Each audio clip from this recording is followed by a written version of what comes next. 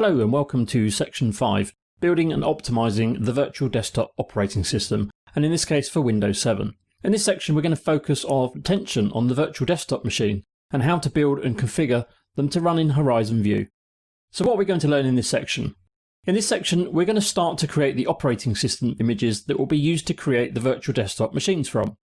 We will start by walking through the build process before going on to create a Windows 7 image, which we will then optimize for running as a View virtual desktop. Then we will create the virtual machine in vCenter, build the OS, optimize it for VDI, and then we will prepare it for delivery to the end users. So now let's move on to the first video in this section, and we'll walk you through the build process that we're going to follow to build the virtual desktop machine images.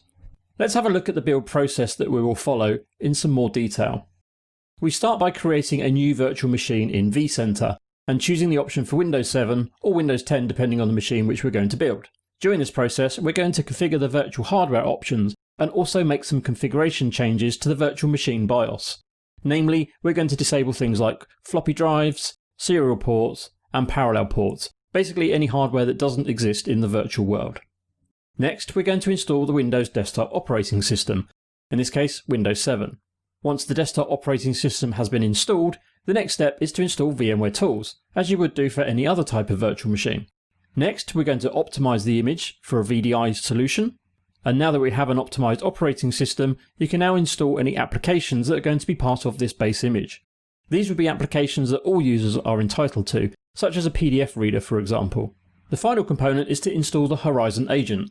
This will allow the virtual desktop machine to communicate with the connection server. Now that you've completed the virtual desktop machine and it's been optimized and had applications installed, you can now prepare it for delivery to the end users.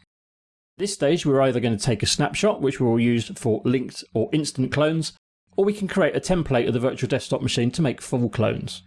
The desktop is now ready to deliver to the end users, so now we can go ahead and start to build the virtual desktop machines. In the next video we're going to create the Windows 7 virtual desktop machine image.